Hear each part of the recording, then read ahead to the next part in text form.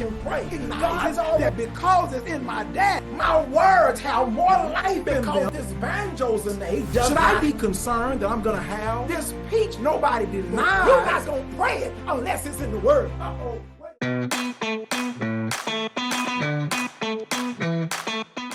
We know something they don't know. You know, this whole human society thrives and is elevated by secrets, meaning that when people know something, others don't. Your favorite restaurant, I'm sure they've got a secret recipe, and those dishes and those recipes are the reason you continue to go back. And when it comes to our government, there are top secret and classified documents that only the government at the high level knows and the rest of the world does not. It's the same thing when it comes to business. There are proprietary formulas and all types of trade secrets that many people may not know. And it's what we know that other people don't that gives us a competitive advantage. Well, did you know in this Christian life that what you know component also has a relevance? Remember, the Bible tells us in John chapter 8, verse 32, we should know the truth, and the truth shall make us free. Call and stay. The Bible also tells us in Colossians chapter 1, verse 9, that we might be filled with the knowledge of God's will and all wisdom and spiritual understanding. Then, my sweetheart Zanae, you know in the Bible, it outlines in Ephesians chapter 3,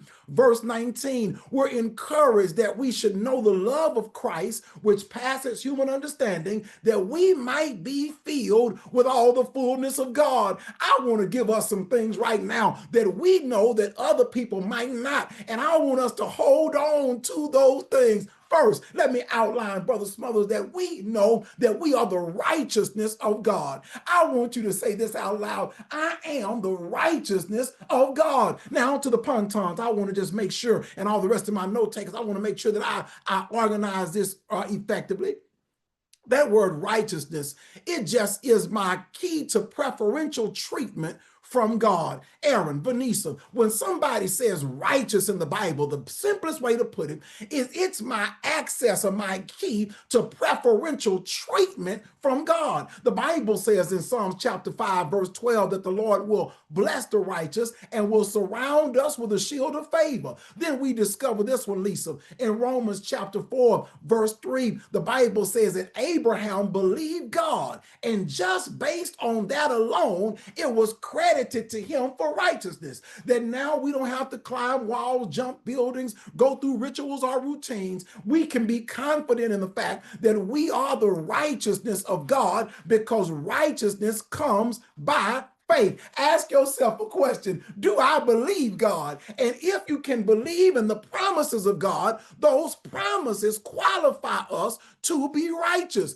If we can just believe on God, those promises then qualify us to be righteous. If you've ever shopped using a coupon of any kind, that coupon entitled you to discounts that other people could not get.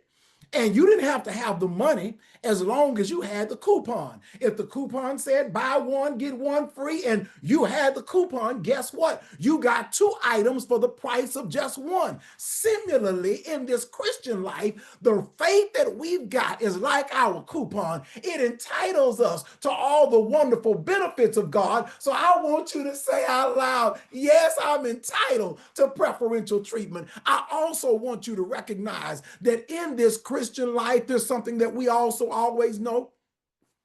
His promises give us a winning hand. His promises give us a winning hand. There is no way we can lose when we're leveraging the promises of God. Doc Hardy, I want you to remember that. Say it out loud. There's no way we can lose when we're leveraging the promise of God. Uncle Roy, you know, just like you, I watch a lot of Westerns.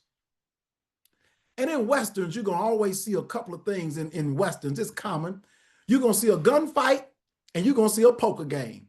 You'll see a gunfight and you'll see a poker game. If you watch a Western, you're going to see a gunfight and a poker game. Y'all know, if y'all ever watch Gunsmoke, Big Valley, Cheyenne, Virginia, High Chaparral, you'll know. I watch Westerns and old school Westerns all the time, my beloved, you know it. So as a result of that, you see a poker game. And sometime, Everett, in the poker game, there is someone at the table that has confidence in their hand. They might be sitting with the highest hand in cards, which is called a royal flush. They got that royal flush in their hand, they know it for a fact that they can beat anybody else's hand. Well, coach, everybody doesn't know what we got in our hand. So I see these poker games in the Westerns, and somebody will say, I'll see you 500, I'm gonna raise you 500.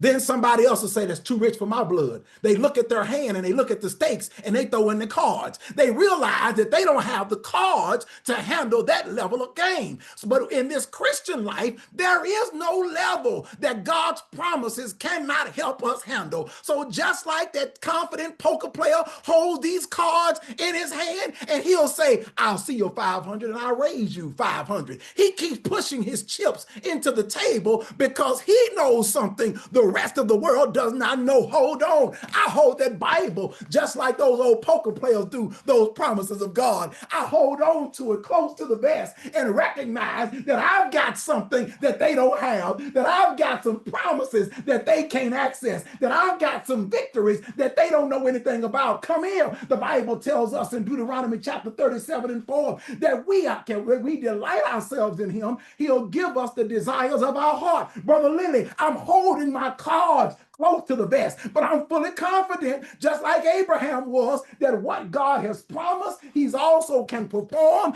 I want us to recognize that because of God's promises, just like those poker games you see on those Western shows, we also have a winning hand.